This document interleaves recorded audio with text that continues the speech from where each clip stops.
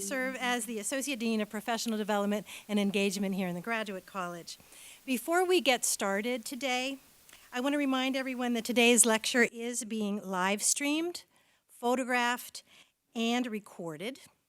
And the recording will be made available publicly after the event. So as a courtesy to our speakers, please take a moment to ensure that your cell phones are silenced. Every year, the Graduate College invites a leading thinker to address some aspect of society that has a serious effect on higher education today. And today is just such an event. To welcome you and to introduce our distinguished lecturer today is our Vice Provost and Dean of the Graduate College, Libby Wentz.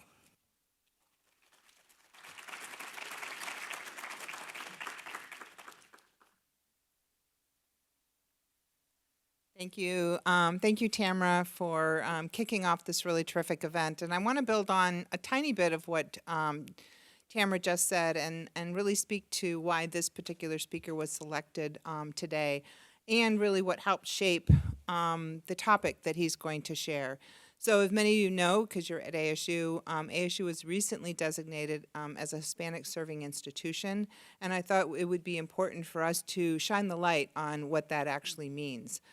We are also part of the Hispanic Serving Research Universities Alliance, which is a collection of the R1 institutions who are also Hispanic serving institutions as well. And the importance of that particular space is really around graduate space. One of the goals of the HSRU is to double the number of Hispanic PhD students so that there is a stronger pipeline into the professoriate.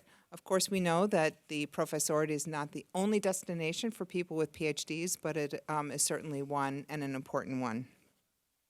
So thank you for Tamara for kicking us off and talking about what the distinguished lecture is. I want to thank you for joining us here today. As she said, we've got a number of people who are also we're live streaming in this, and so they're online as well, which is really great that we're getting so much important information out. Before we really get started, it's really important for me to thank the staff who made this event possible. I get lots of compliments on what a great event, and I had so little to do with it. So I want to acknowledge the people who did. Brian Madsen, Lilia Todorova, Marjani Hawkins, Han Sophia, Ashley Jackson, Victoria Gayton, and Keith Chandler. They are from our marketing and events team who made it possible for us to gather in person. And also Jim Salisbury and the team from the ASU Marketing Hub who made it possible for us to broadcast this event today. And of course, make sure that the microphone is working correctly. So thank you for that. After the lecture, Dr. Ochoa will also engage in a discussion with Professor Lisa Magaña. Lisa is a professor in the School of Transborder Studies here at ASU. She's also the Associate Dean of Diversity, Equity, and Inclusion in the College of Liberal Arts and Sciences, and a Provost Fellow for the Hispanic Serving Initiatives at ASU. So you'll see Lisa joining Dr. Ochoa here for a discussion. Many people submitted, particularly people online, submitted questions, and they're going to spend some time going over some of those questions, which is going to be really great. It's really my pleasure to introduce this year's distinguished lecturer, Dr. Hector Ochoa. He is the Provost and Senior Vice President for Academic Affairs at San Diego State University. Dr. Ochoa earned his PhD in the School of Psychology from Texas A&M University, and before his current role, he was Professor and Dean of the College of Education at the University of New Mexico from 2014 to 2019. And Dean of the College of Education at the University of Texas Pan American from 2007 to 2014. Dr. Ochoa is a professor of educational psychology at Texas A&M, where he also served as a program co-coordinator of the educational, I'm not going to be able to say that, dietitian program, and served as the director of training of the doctoral school and the psychology program. Dr. Ochoa's research focuses on bilingual psychoeducational assessment and educational programming issues of Latinx students. He has input on these issues both in the state and in the national levels. Dr. Ochoa has been on several Texas Education Agency committees and has also served on the U.S. Department of Education expert panel for the study of English language learners with special needs. Over the span of his career, he has procured over $3.7 million in grants, authored more than 30 publications, and made more than 60 nationally refereed presentations and published 2 books. Very productive. The Guilford Press named his co-authored book, Assessing Culturally and Linguistically Diverse Students, a Practical Guide, as a bestseller. Dr. Ochoa has received several professional honors from the Texas A&M University. In 1995, Texas A&M Center for Teaching Excellence selected him as a recipient of the Teaching Excellence Award from the College of Education. In 2000, he was given the Diversity Award for Individual Achievement, and in 2001, he received the university's Association of Former Students Distinguished Achievement Award in Teaching, which is great. And later in 2013, he received the Texas A&M University College of Education and Human Development's Outstanding Alumni Award.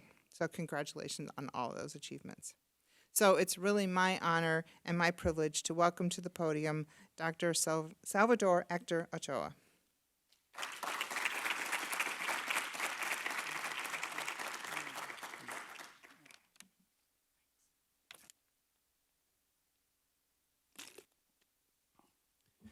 Thank you. It's a real pleasure to be here. I've had a wonderful time since I've been here. I had a wonderful dinner last night, so I want to thank everyone for their incredible hospitality. I was asked today to speak on an issue that's often not discussed and to share my perspectives on a very important topic that oftentimes goes ill-ignored or sometimes we put under the rug in higher education. And I was asked to discuss my journey from my doctoral studies to a career in higher ed from a very personal narrative. This narrative includes my perspective as a graduate student, as a tenure-track faculty member, as a tenured faculty member, and as an administrator in higher education. Across now, I'm in my 33rd year in higher education.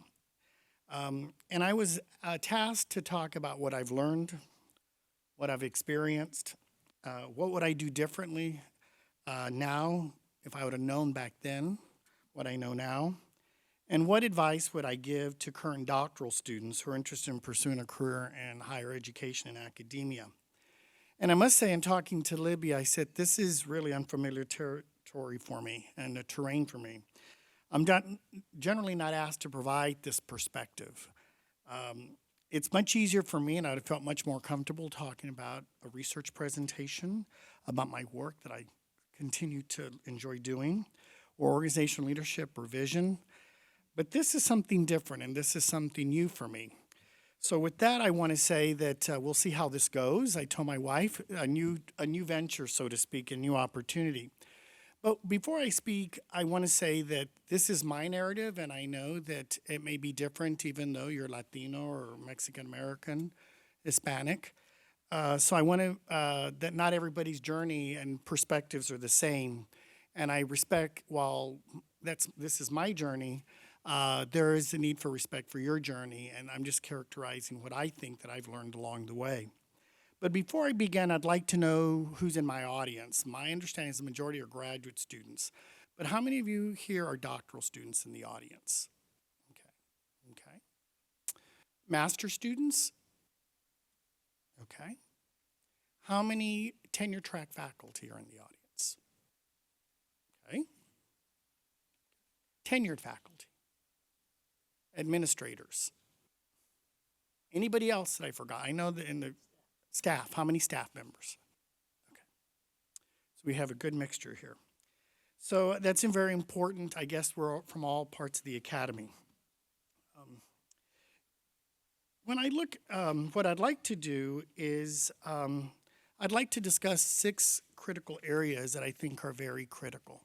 And the first, and let me provide an overview of what I'd like to cover today. I think it's really important to provide a personal and professional background in order to provide a context. In my training in school psychology, it's very important to understand the student and the environment in which he was raised and grown.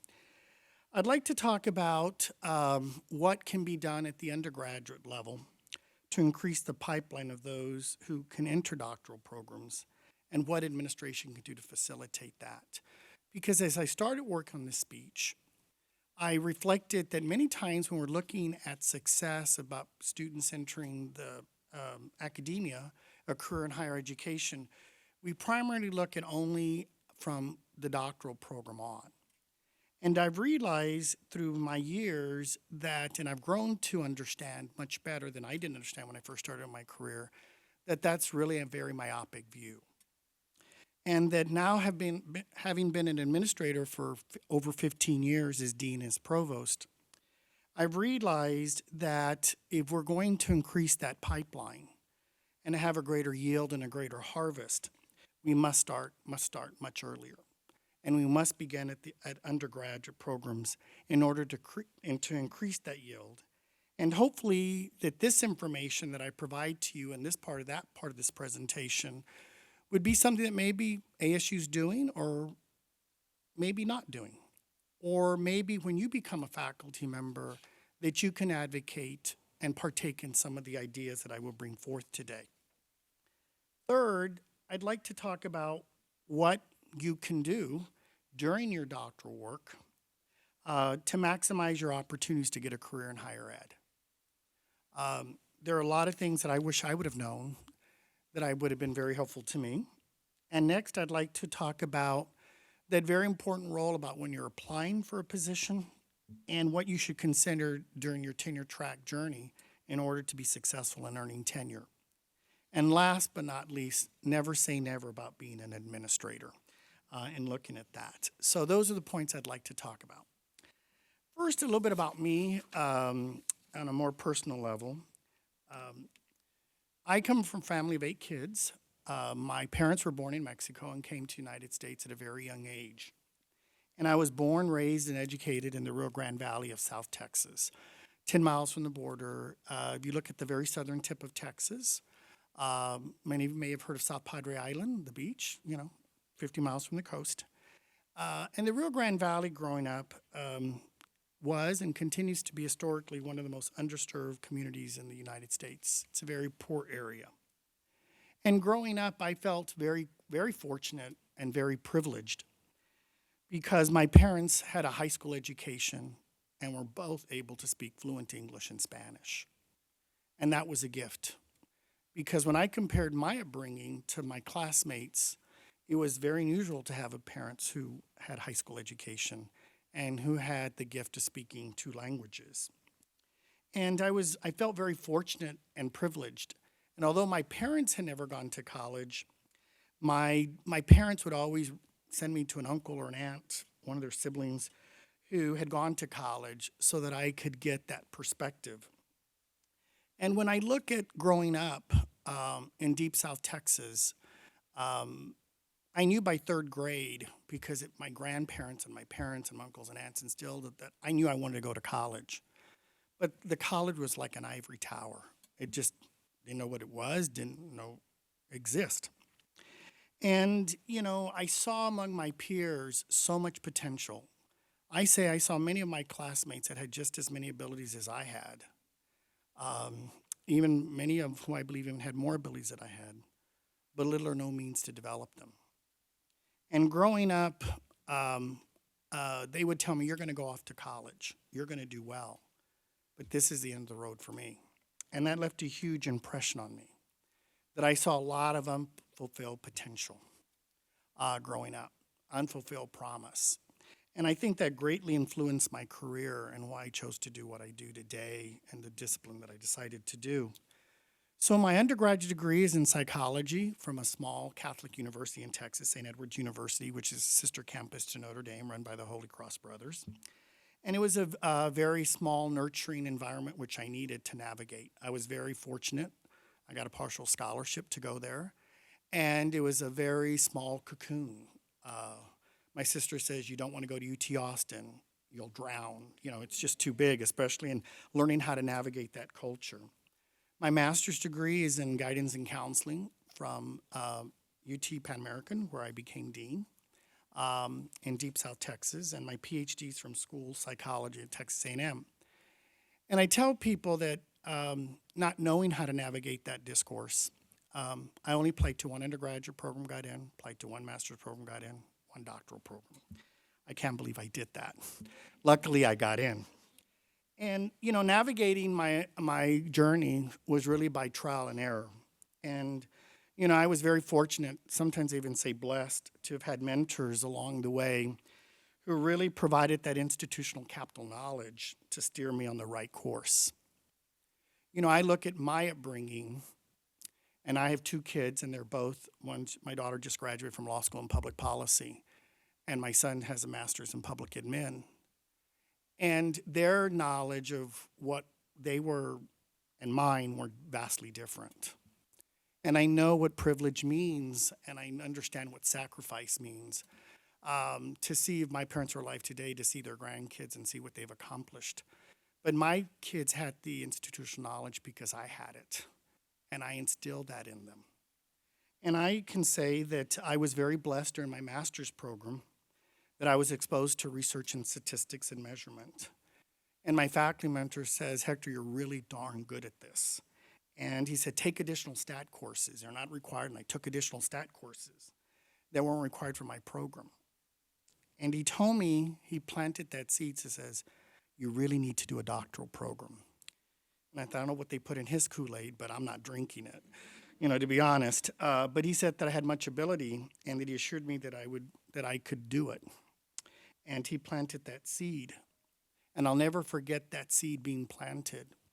And in my career, I've learned that in working with undergraduates and master's students, especially first-generation students, that oftentimes when you see potential, you have to take the time to pull them aside and tell them that they can do more. I have learned that, and some students said, like, there's no way. And I understand the fright that they feel, like, what are you talking about? And it's been really enjoyable to mentor students to get there.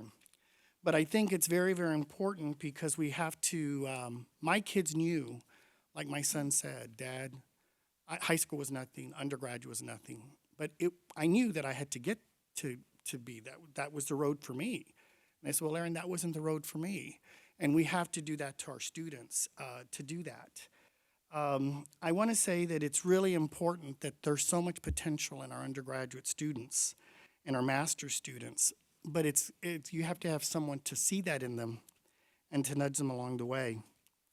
And given that encouragement, I pursued my doctoral program at Texas A&M in school psychology because I wanted to make a difference about helping students to fulfill their potential. And it was really the only doctoral program in the country that provided a specialization to work with students and to train school psychologists to work with children who are both bilingual in English and Spanish or monolingual in Spanish. And I really wanted to do work with my own community. And so I was very fortunate to get accepted into the program, and I was a U.S. Department of Ed Fellow, which helped me fund through my doctoral program. And I say that without that funding, it probably wouldn't have happened without that seed being planted. So my journey to get to to go into higher ed was very unique. I was very fortunate and blessed that people planted the seed in me. In my journey, I have worked at several institutions. The majority of my early part of my career was at Texas A&M. Little did I know that I would not only get my PhD there and go work in schools, I never envisioned myself that I would be a tenure track faculty member at the institution where I got my PhD. That's a whole different level of complexity, to say the least. And I've always loved conducting research. And so when I started my career, one thing that I learned is I'm going to pursue two areas of research that I'm going to do. And one is really looking at the peer and social relationships of students with learning disabilities. We focus on their academic needs, but we don't really focus on the social and emotional needs of children with disabilities. And that's what my dissertation was with Latino children. And my second area of research was going to be on assessment, on how we assess children Do they really have an intellectual delay or a learning disability when English is not their first language? And many Latino students and African American students have been misdiagnosed and misplaced in special ed, and a huge history of disproportionate representation because the schools could not fit their needs. And I was convinced that I would do both of these areas, but little did I know that when I started my career and I started publishing in both of these areas, that people kept on asking me about bilingual, because there were few people doing it. And I, as a minority scholar, I realized that although I wanted to have two major lines of research, that before I knew it, I was in one track because there was such a need, there were very few people doing it, and there was such a demand. Little did I know that I would go into 19 states and provide training, serve on boards that would really provide a more equitable model. And so little did I know, because I wanted to do this research, that I could, before I knew it, I could not have an area that didn't deal with diversity in my research. I learned to publish, and I'm very proud of my work. And I served on editorial boards. I felt one of my things I'm most proud of is being an associate editor of the American Educational Research Journal, the top 2 journals in education.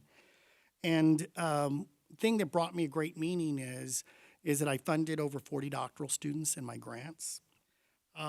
And I've always felt that my work was not only about me, but it was also about making a difference and providing a pathway for future individuals. I never thought I would become an administrator, never. I became director of the program by accident, as I say, of our doctoral training program.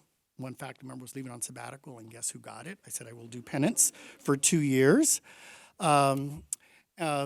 I went home, moved from A&M to my home community back in Deep South Texas to become department chair. I wanted to help my kids know their grandparents and help take care of them before they passed away. And then the deanship came open, and people encouraged me to apply. And I became dean for 7 years in Texas, and then 5 years at the University of New Mexico. Now I'm the provost at San Diego State. And I think that journey, if you would have told me that starting 33 years ago, that this never going to happen. I never say never. And I say that because I think these opportunities have provided me different perspectives, a lot of epiphanies, a lot of things that I never anticipated that I would ever experience. And so with that background, I want to get to my second point, which is, and I think I learned this as an administrator, is that if we're going to change our pipeline to doctoral education, it is imperative that we really begin to do much work earlier at the undergraduate level, much more critical. Now, some of you may say, well, we're an R1 institution and we normally don't do that, or, but I really think we have an imperative in this area. And the first thing I would say that I've seen done in Texas, where I worked, is that oftentimes when students of color, first-generation students come, Pell, then not everybody comes with the same background coming in and preparation. And what we learned is that we began to look that oftentimes, even students who came from community colleges, that they struggled to make that transition. And it wasn't because students did not have the ability. It wasn't that they didn't have the ability. It's because in education, we don't talk to each other from 4-year institutions to K-12 and in community colleges. And when faculty talk to each other, you have alignment of the curriculum. And oftentimes, if we tell our high school counterparts, this is what they're going to need to be at in order to get there, oh, we had no idea. Or the same thing with community colleges. And when you give schools feedback about how they're doing, and we can work together, because it's not a within child deficit or student deficit, it's within systems deficits that we do that. And in my background, I think that is very, very critical. And I would argue, whether you work at a regional institution, that we need to partner with our K-12 and community colleges so that we really understand that alignment. Secondly, I think it's very important that I learned in Deep South Texas, being dean, that not everybody crosses the finish line. and I saw unfulfilled potential. So I said, wait a minute. If we've seen this happen, why do we want it to happen again? So we analyzed through analytics the profile of students who weren't successful and intervened once they got to the university. We did not wait. And we knew that profile of those students, and we not only told them what they thought they needed, we also asked what they needed.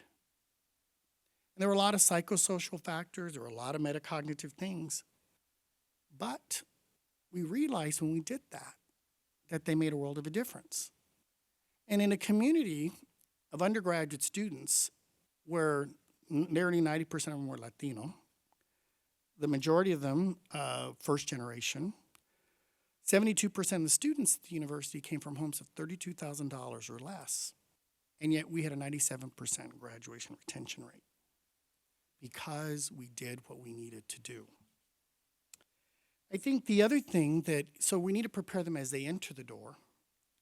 And it's important to have affinity centers and to make people feel belonged, but to me that's not sufficient. We have to look at those metacognitive and all those alignments in order to do that. Third, when they're here, I hear a lot of universities talk about their 4-year graduation rates and how proud they are, and they do an overall 4-year and 6-year graduation rates. I said, no, we need to dig deeper. And I'm really proud to be a faculty member within the California State University system, because we're tasked to look, if we're really talking about DEI, then what are our disparity graduation rates between Pell and non-Pell, first gen and non-first gen, underrepresented and non-underrepresented? And why is it that if you have those gaps, they exist? And what are we going to do about them? And that becomes very important. It's nice to give one overall number, and we can tout that we have that. It's a whole other thing. I wish other universities would be required to put that data on their website. And then what are we doing about that? And what are our retention rates around these groups?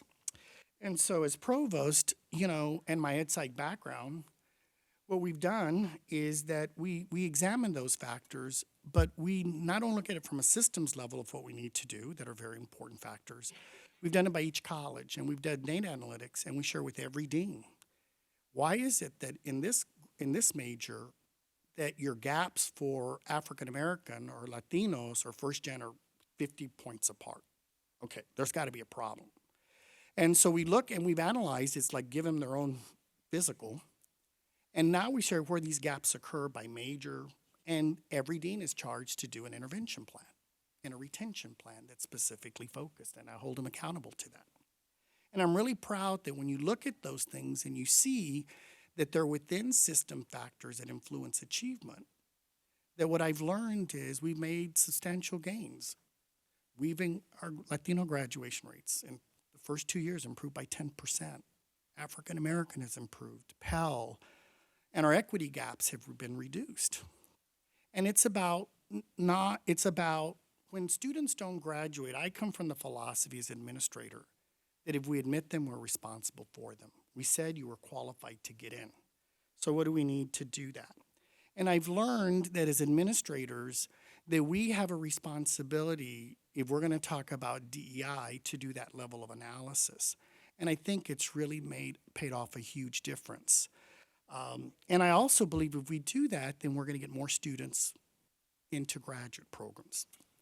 And fourth, I think what's very, very important is about promoting undergraduate research opportunities. And that's very hard in R1 because it's generally focused on master's and doctoral students.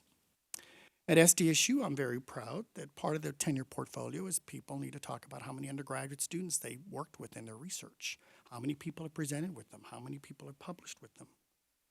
And it is incredible that I read portfolios of our former students now who are faculty members at SDSU going through tenure and said that being on a research team as an undergraduate opened up their world to new possibilities. And we really need to really focus because undergraduate students, first gen, like myself, I just need to get the degree and get a job. The world about graduate school doesn't exist, but when you get, like I got exposed to statistics and measurement and research, it's a whole new world opened up for me. And we really need to look at, and we have programs where we have first gen faculty mentoring first-year gen students into research. And we've realized that that has really made a huge difference in our pipeline issues. So I could go on, I'll leave it at that, but I think those are very critical things as an institution, as leaders, that we bear responsibility in doing. So I don't believe in the thing is, well, it's not my fault if they didn't come prepared. I really believe that we need, and with that right assistance, they will succeed. The third part is, what would I do during the doctoral students to maximize my opportunities for a career in higher ed? For those of you who are in this stage of your life, I think one of the biggest blessings I've ever had is finding the right mentor, who's not only a professional mentor, but really fits your personality. My mentor, Doug Palmer, saw things in me that I never thought that I saw in myself. And I would advise you that when you're picking your dissertation committee, be careful when you pick them. I've seen oftentimes where faculty members on the same committee don't like each other, and they get into politics, and the poor student gets caught up in the crosshairs. Make sure that they can work with your chair. But I've seen a lot of students get stuck along that way. I would also advise, and some of these are very common sense, is to get as much teaching opportunities as possible. It looks very good when you've had a record of teaching when you're looking for your first academic job. And if they have coursework, as we did in UNM in college teaching, take that actual coursework and get that certificate. It looks very, very good. Get trained on online learning and get that certificate. It gives you a heads up. It's very, very important because oftentimes I'm seeing more and more students who've got incredible research records, but little or no teaching. And that's very high risk. I would also say, on the other hand, to get as much research as possible. That's very, very important. It's very hard to get an academic position when you see a blank in that area, or you've just done your dissertation. And I would say that it's really important, if you've published to get into higher ed, to really begin to have an emerging research agenda. I see people who published and it's like everything under the sky. I'd rather see 2 or 3 that are in one area than have 6 that are all disconnected. If I had to do it all over again, I would definitely do a postdoc. That's one of huge things I wish somebody would have told me. I entered my academic career, and my colleague down the hall did a postdoc at U of O, University of Oregon, for 2 or 3 years. He said, I already had 6 manuscripts lined up. I came in, first month I submitted 3. He goes, I stacked them up. I was ready to go. I came in starting from nothing. And so really using a postdoc is very important.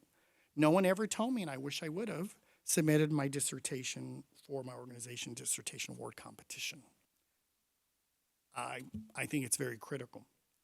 But now I'd like to go into other things here that I think are really important about applying, and what I've seen as a dean and as a department chair, as a provost, and being an external reviewer at other institutions for tenure. What has led to success? I think it's very important to have a good understanding, because I surely didn't, about what kind of institution you want to work at. Do you want to be at an R1? Very different than R2, than a master's regional, or a community college. And what does that mean for your work-life balance? Very, very critical. If diversity is important to you, as it was for me, what does the university and departmental website communicate or include about diversity? Very important. As I interview people at San Diego State, or people that we've hired, especially students from underrepresented background, they're floored with everything that we're doing in diversity. They said that sends a message to me. Do I belong here? If what I bring, not only my PhD, but who I am as a person, is it going to be valued and respected? And I think it's really important to select a university where you feel that you'll be most comfortable. I've had some of my doctoral students went for the highest paying. I said, I don't think this is going to work for you. They said, you were right. And you have a family. And where is that best fit for you Because it's not only about the professional fit, but is this going to be a place that you can really call home? Do not do a generic cover letter. Those do not do well. I'm very impressed when people talk about this is what you said, the job qualifications, and you go through each one of them. And you talk about why you chose this institution. Man, that rises to the top. If you're going to get a Zoom interview first round, always ask what to expect. Very, very critical. If you get an on-campus interview, I would say to you that you need to study the institution and let them know that you've studied them. And if you can say about and drop those tidbits are very impressive. People want to know that you know who they are. You need to say why you think you're a good fit. And most people of color don't do that. And what you can contribute and what you bring to the table. I've realized that having been through, I've served on more search committees. Being a person of color, I've been on more search committees than you can, it's unbelievable. And what I've realized is some people lose a job at the breakfast, lunch, dinner meeting. Because those are very, very important because it talks about who you are as an individual and how you function at the interpersonal level and how you treat staff. We've had staff say this was the most rude candidate I've ever seen. And if they don't treat staff, those soft signs are very, very critical, very, very critical. And if you do get an on-campus interview, these are some things that I've learned that I've told my students to ask for. And many people don't ask these questions. The toughest question I think ask, and they won't tell you this, is what has been the record of success of faculty who've gone up for tenure in this college in the last 5 years? People are shocked when you ask that question. As dean, I would tell them that. And I would say, when I was a dean at Texas Pan American, I said, all but 2 in 7 years because we did everything to mentor them. Asked to see, if they're not on the website, the vitas of the last 5 years of people who've gone up for tenure. Because tenure qualifications are not always published. They're vaguely defined. You need to know, you need to address your research and how can they address you to do your research. I've seen a lot of faculty, they get hired, well, I need to do this, and they never let the person know that. And we realize that this is going to be a lot harder journey because they never had those discussions. It's really important to really understand the world of publication and research. And am I an island of excellence, or can I collaborate with others?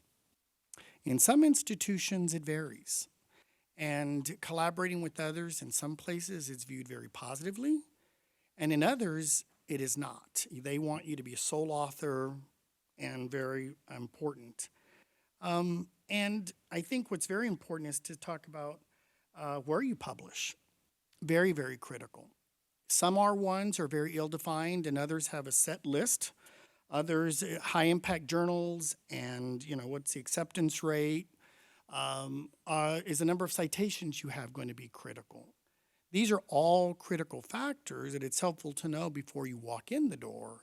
And are you willing to undertake that journey? What are the mentorships available for you?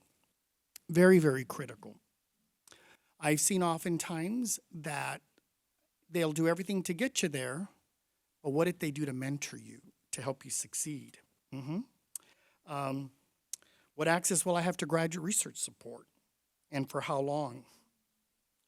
Is external grant procurement going to be critical? Becoming more and more critical in some disciplines. And am I going to get grant writing support to do that?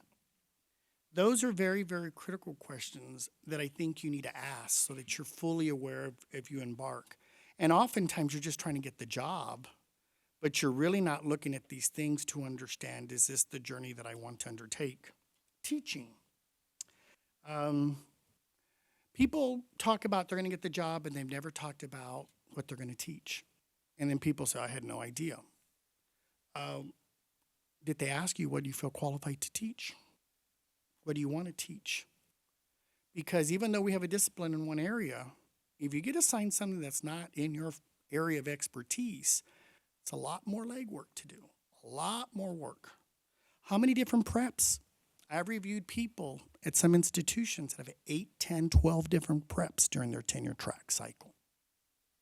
You should discuss that, because I've had, faculty come to me as a dean and said, I didn't know my colleague down the hall teaches the same course every semester, and I've had 7 different preps. That's a heck of a lot more work with no difference there.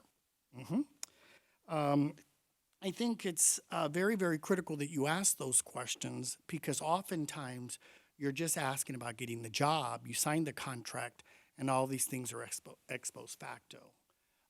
And if you're a minority scholar, are you the only one who's going to be teaching courses that deal with diversity? Because oftentimes you're there, and you may want to teach courses that don't deal with diversity, but you're the only one who can do that course, so to speak.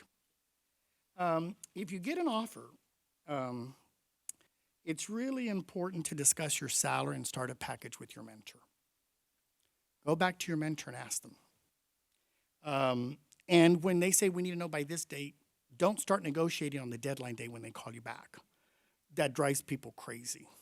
It's very important that you start to say, would it be possible, or I need this, or I would be most appreciative if this could be possible.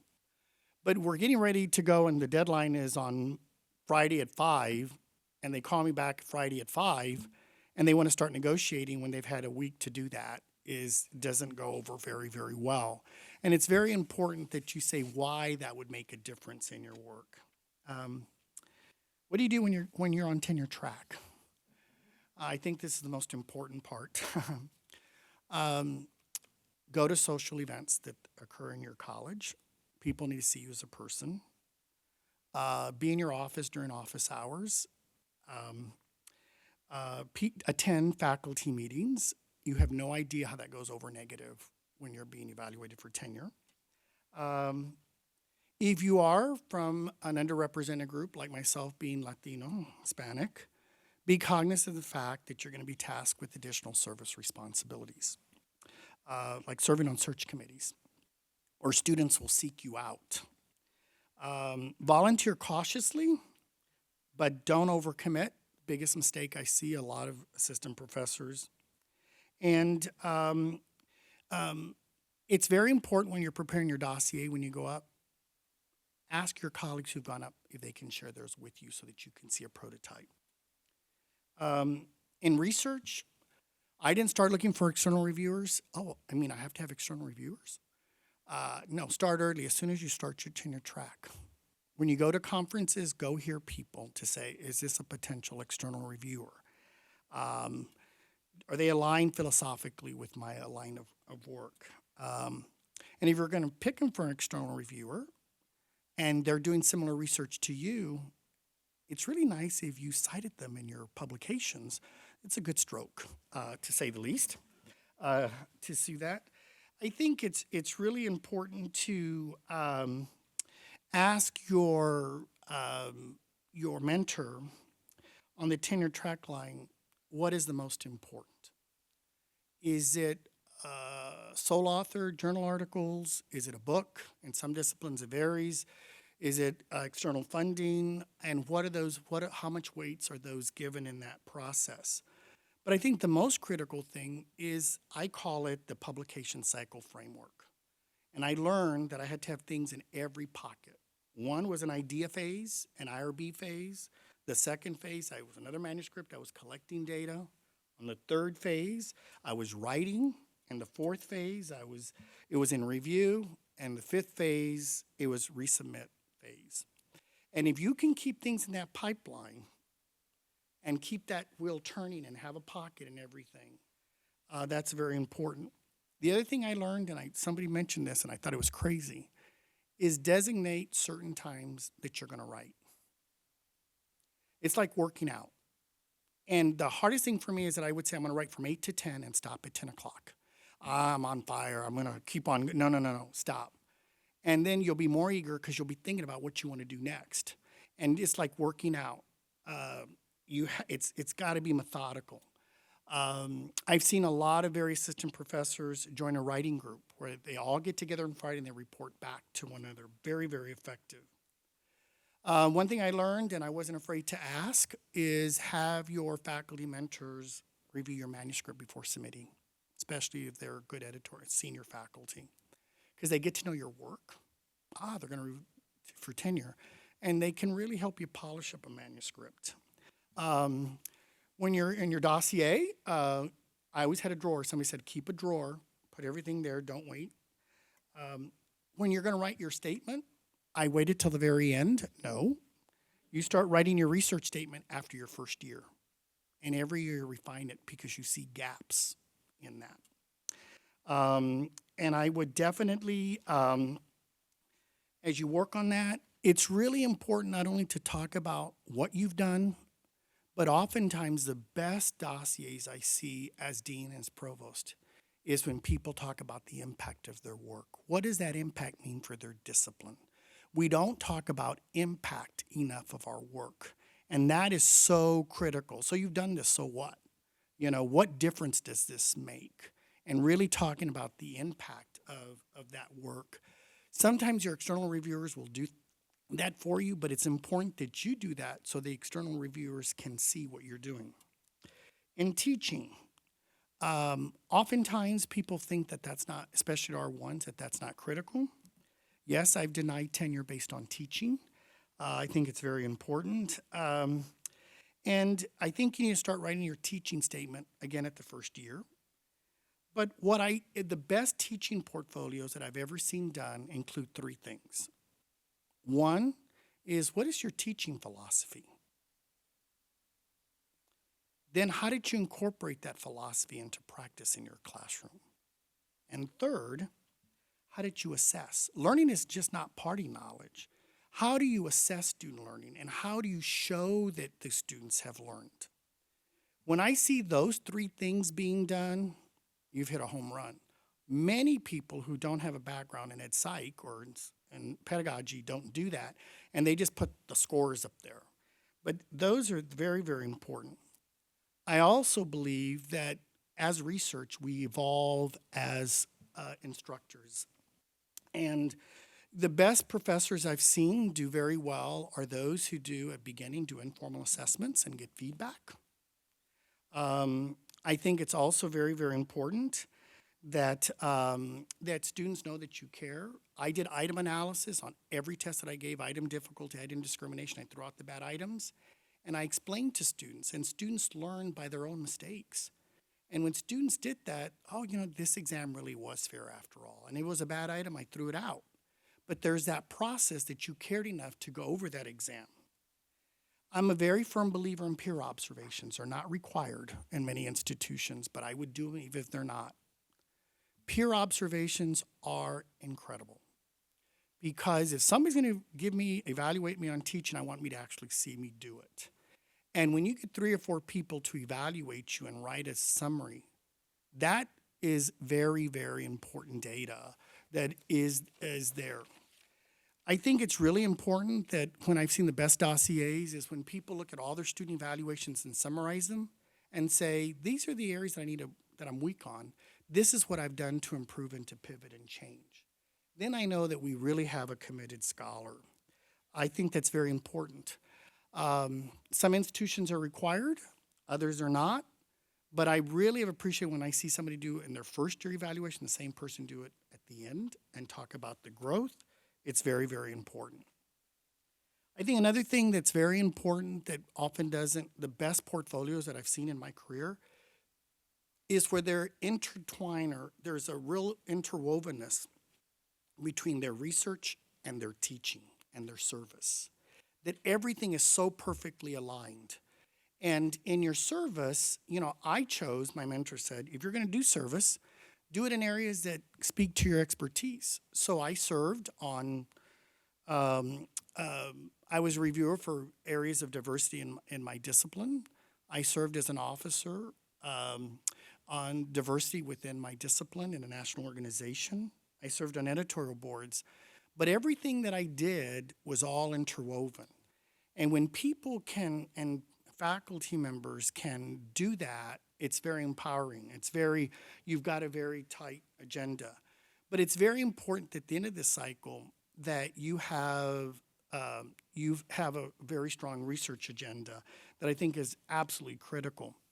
And I've seen that some of the best portfolios that I've seen are people who've maximized everything they've done, and maybe they're okay, but they've really maximized it. And I've seen some such poorly written portfolios that it really has hurt the candidate, and it was there, but not everybody's willing to look at that. I can't stress the level of that. Last year I reviewed 109 from many disciplines. Since I've been at SDUCU, I think I've looked at about 300. And as dean, another 200. And I can tell you that it brings me great joy when I see people that have been very successful and been mentored. And my best advice to you is find a mentor who can guide you through this process. I probably wouldn't have gotten tenure, looking at that.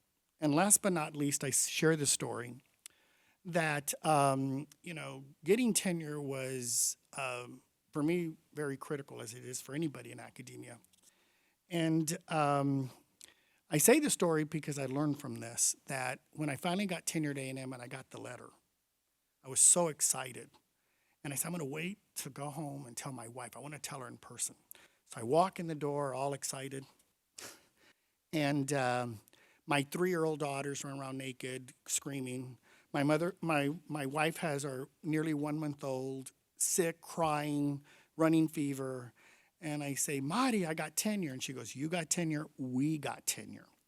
And I say that because in this journey, you do it with others with you. And I wouldn't have gotten tenure without my wife. And I say that because, when you do this, always you're so caught up in our own world that we need to realize that there are others who love us and care for us, who, have been so supportive, that there are those individuals that make a huge difference. And I think I cannot stress that enough because we're so busy and so focused and everything. And last but not least, being an administrator. I never thought I'd be a dean. Much less a provost. And my colleagues, when I became a dean, said I went to the dark side. I will say never, because I think as a dean and as a provost, you can create institutional structures that make a critical difference for the success of students and faculty.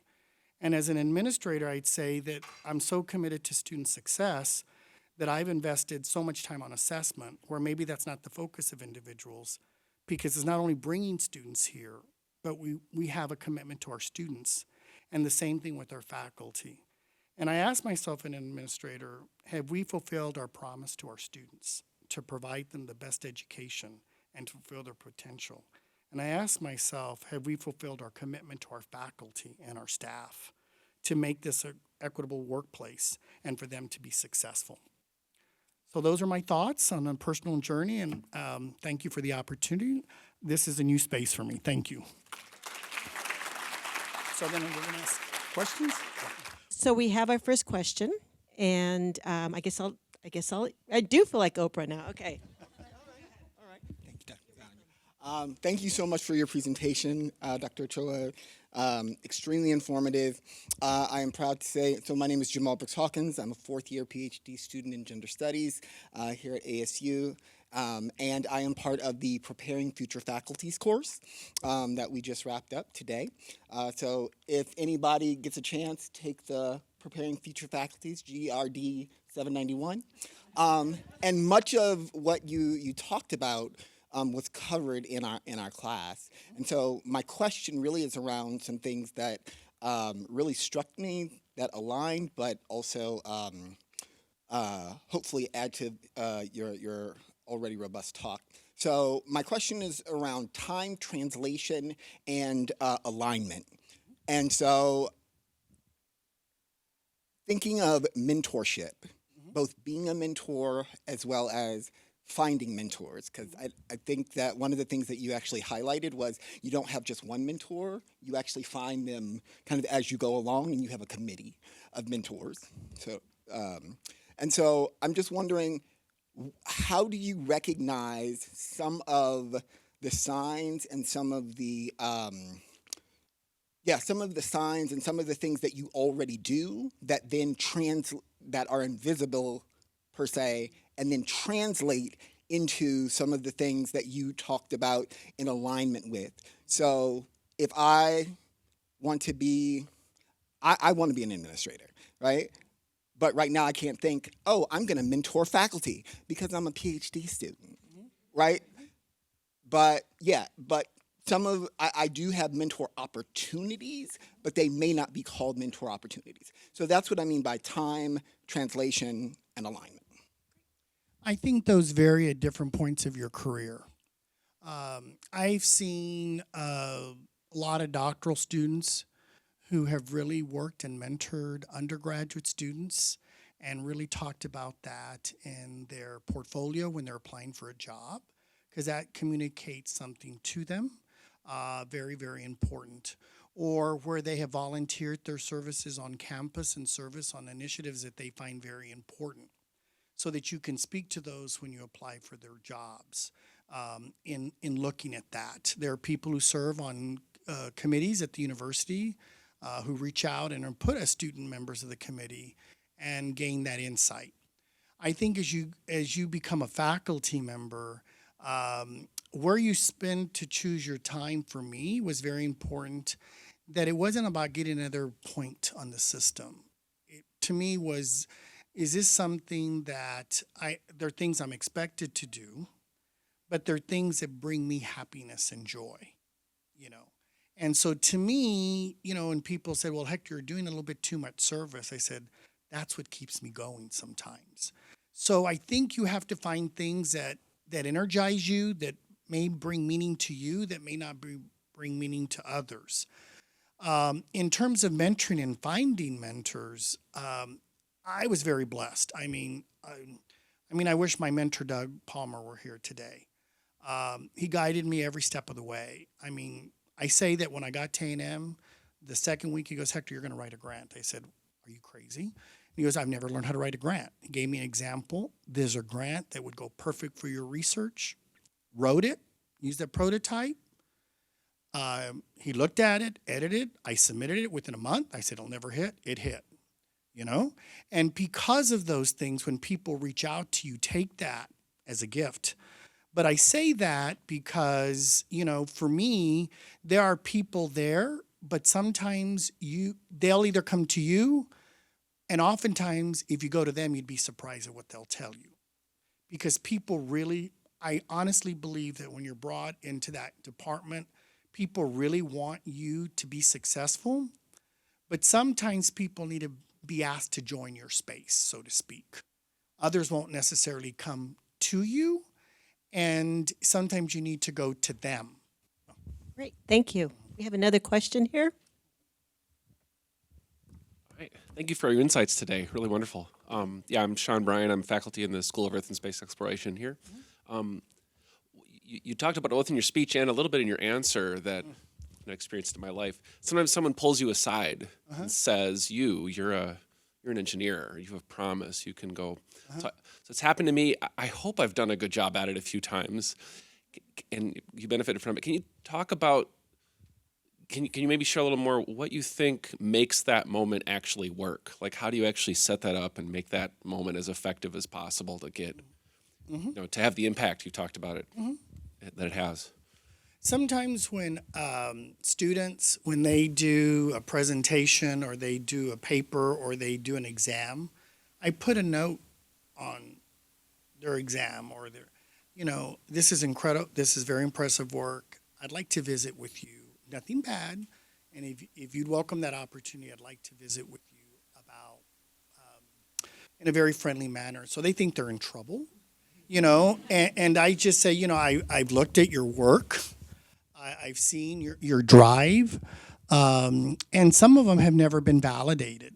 And so really when you can take that example and say your work far exceeded what I saw somewhere else is invaluable. Some people, I mean, when you tell that to a student who's just trying to make ends meet, trying to get the grade and trying to get the degree and get the job, and to plant that seed that's what I've done.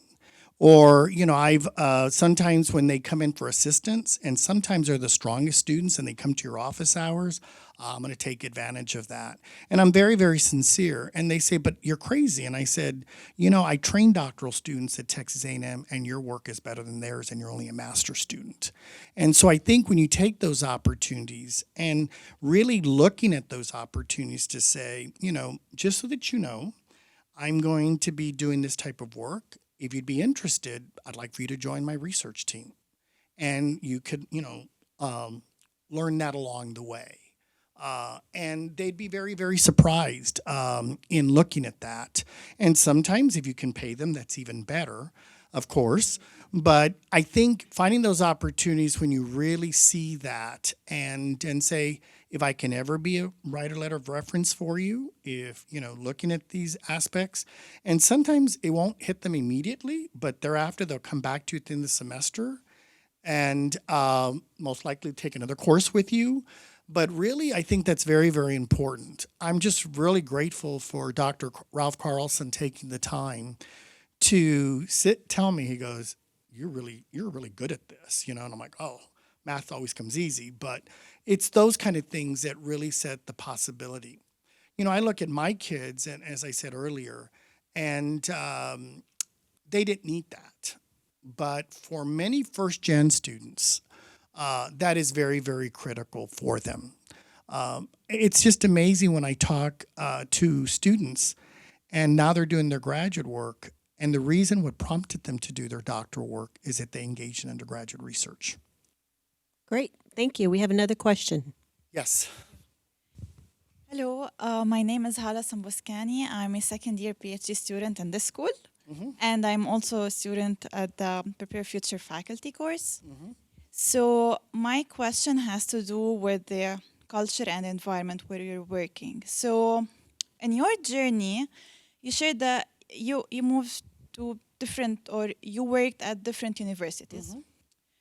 And how would you know, and you said also that when considering a place to be at, consider where you want to work, what would make you happy, other than that technical stuff. So how would you know that this is the right place?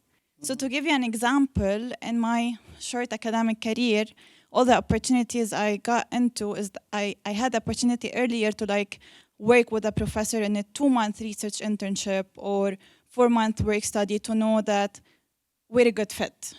And that's how I said yes, and I continued with them. Or in certain circumstances, I said no, or I did not go for it. So when you're going for a tenure track positions, you're applying everywhere, you're hoping to get one phone call or two and so on. How would you be able to tell this is the place I want to be at? How would you test that? Yes. Thank you. That's a real good question. Did you say your name was Hala? I have my colleague my partner in crime at San Diego State is Hala Mandanat, the VP for research. So I'll let her know I met another Hala. I think the best way to do that is in your schedule, if you can ask an opportunity to visit with other assistant professors and ask them what is it like to be a faculty member there? What is their typical work week like? Would they make the same decisions? And if I were to do this, how would this be received here? Or if I wanted to do this, how would that be valued here? And sometimes I've always found that when you're hiring, if you can give that faculty member time to visit with assistant professors to have a very candid conversation, they will tell you. Oftentimes when I was on a search committee or I was an assistant professor and there was a person of color, they'd pull me aside and they say, okay, what is it really like to be here? Would you recommend it? I'm trusting you. And so that's very, very important. So many times I was asked, sidebar at the dinner table, at the dinner meeting or things of that nature. But I think you really need to say, I'm debating whether I should come here if I were given the opportunity. Tell me what it's been like for you. And tell me what you think would be like if I do this.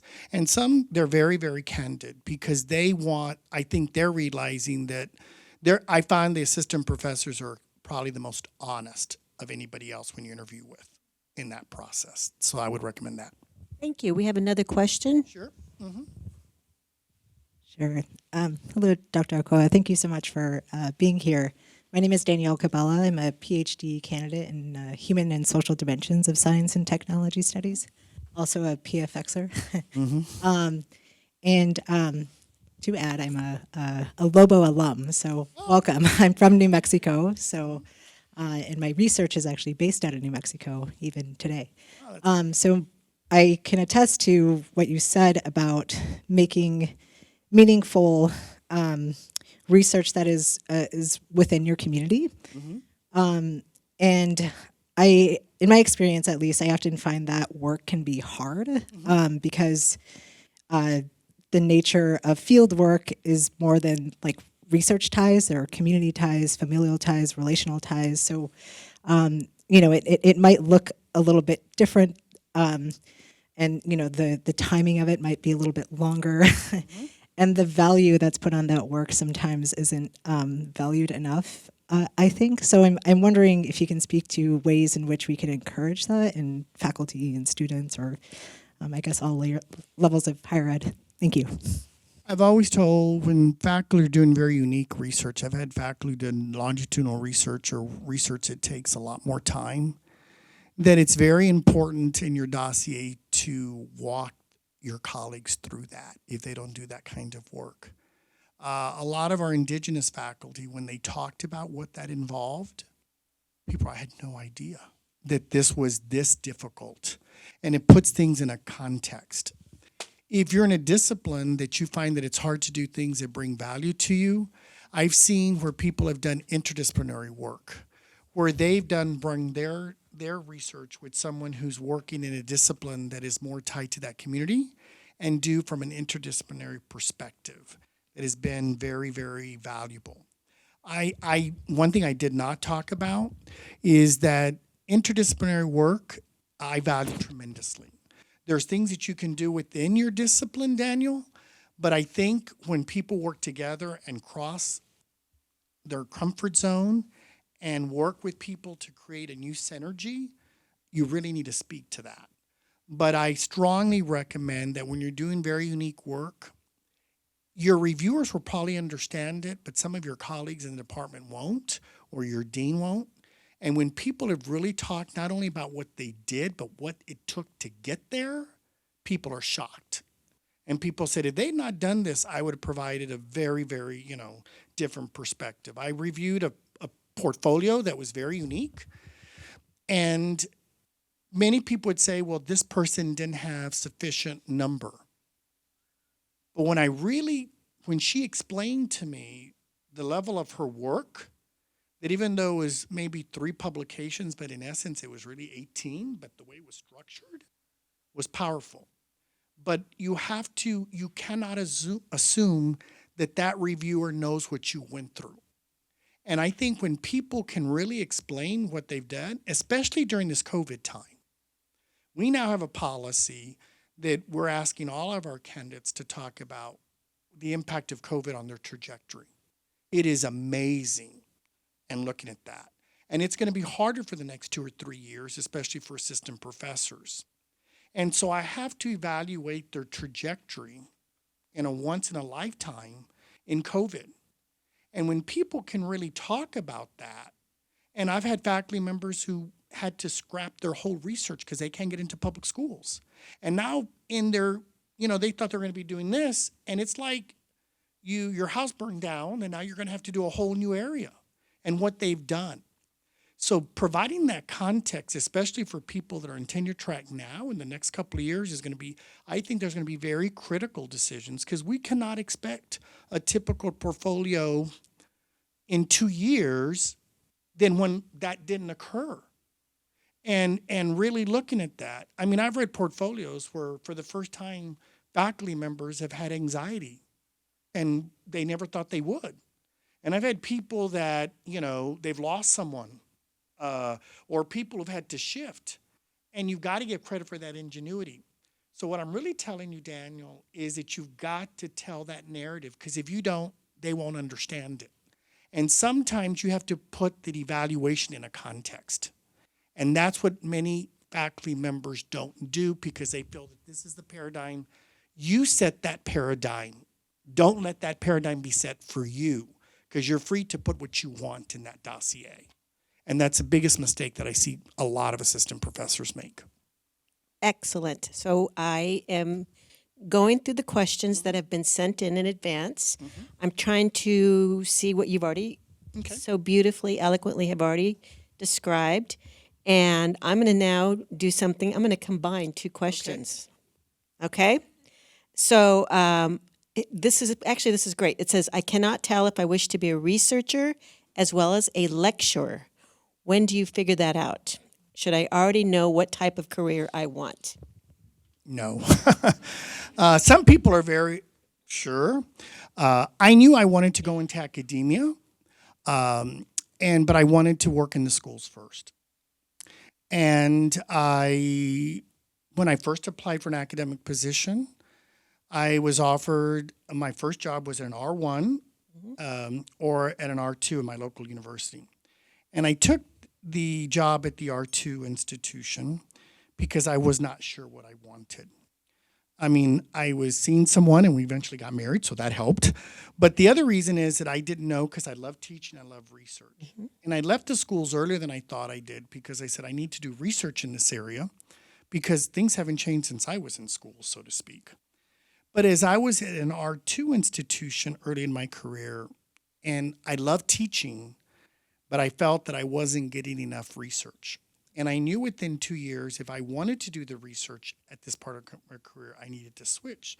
So I'm from an R2, and then I applied at an R1 institution. But sometimes you don't know. But I will tell you that if you're unsure, it's a lot harder to go from an R2 to an R1 once you start, but a lot easier to go from an R1 to an R2. And sometimes you really, that's why I think doing those interviews, and as I mentioned to Hala, and asking what that's like and how many hours you get to spend on research versus teaching, and looking at that. And I did find that, I really did love mentoring doctoral students, and writing grants and publishing. And I felt that for me, in order to do what I wanted to do to help my community in that research, I couldn't do that at that one institution at that time in my career.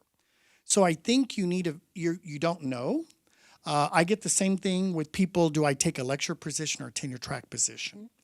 And I've seen a lot of people say, I took the tenure track position because that was all available, but this is not what I want to do. And so it's not only looking at the type of institution, but what you do. And sometimes you have to be honest with yourself after a few years. But if you don't make that pivot within 1 or 2 years, it's very hard in academia to make that pivot thereafter. Excellent. On a related question, in terms of career, what is the main difference for career options between a master and PhD? So you kind of already talked about Vastly different. Vastly different. I'm so glad that Dr. Carlson encouraged me to do the doctorate, because I think your skill set is much broader. There are more positions of leadership that you can do if you want to go to applied field. I mean, I always told my students, do you want to work in the field and practice, or do you want to be in academia? And I trained them different. Or some of them were not sure, so we kind of did a conglomeration of both.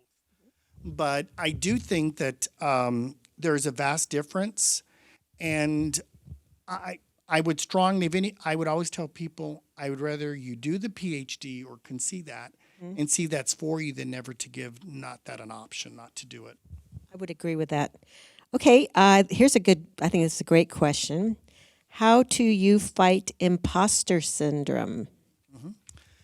Well, wow, that's a personal question, but let me... Go on. I felt, when I went to my doctoral program,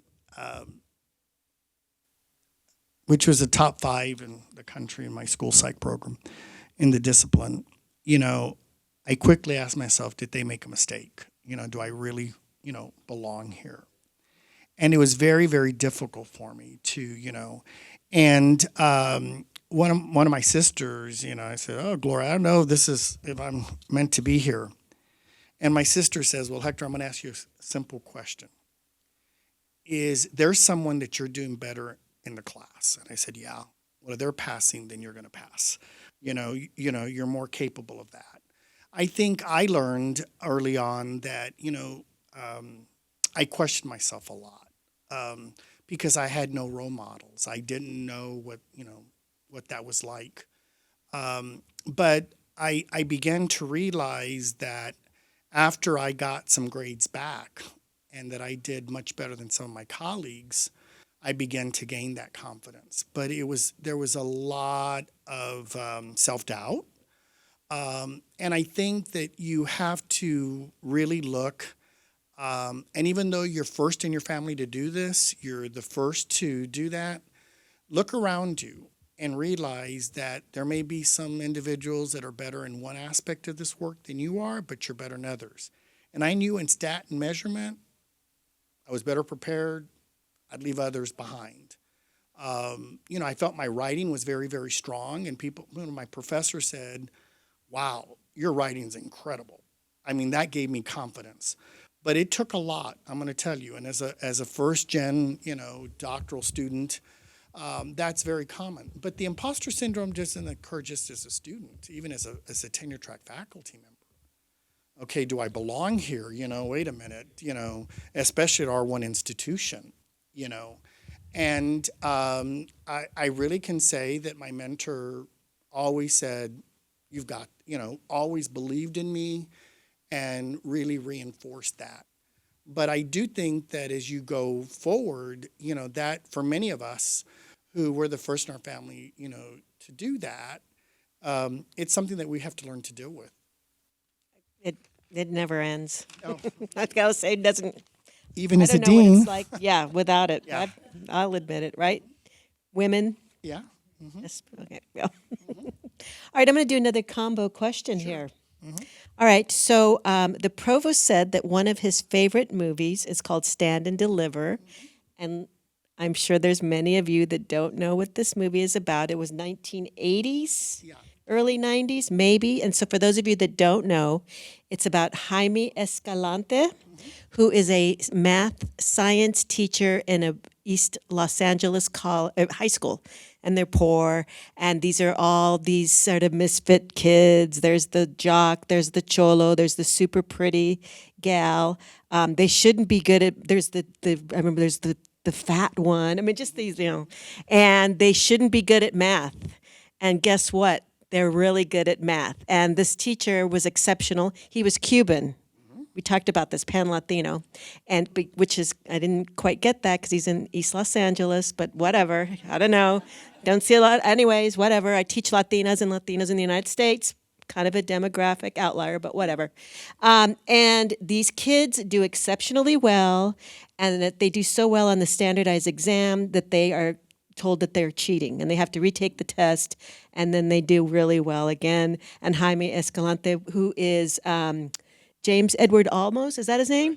Mm-hmm. James, I always mess that up. He is actually nominated for an Academy Award. So, now that I gave you a little preface, what are your thoughts on the movie Stand and Deliver, and what similar stories are you seeing across America today in 2022? Here's the combination part, right? This is the second part. So give us examples of education programs that you see currently doing to support Latino students that seem effective ever than before. Well, I remember seeing that movie, and that movie came out when I was in my doctoral program. And I really felt that movie really reflects what my profession is all about. In school psychology, it's not that the kid must fit the school, but the school must fit the diverse needs of children. And what it really showed to me is that in that movie that was so empowering was that movie said that with the right instructional pedagogy, when you instill self-efficacy in kids that they will succeed, then that is possible. And many people, when they see that, and what I've seen oftentimes is that, when I hear people say, well, they did very good for being Latino, don't go there with, I find that offensive. But what that story said is that if we provide quality education with compassionate educators who really believe, then I really believe then we can see students achieve their full potential. I wholeheartedly believe that.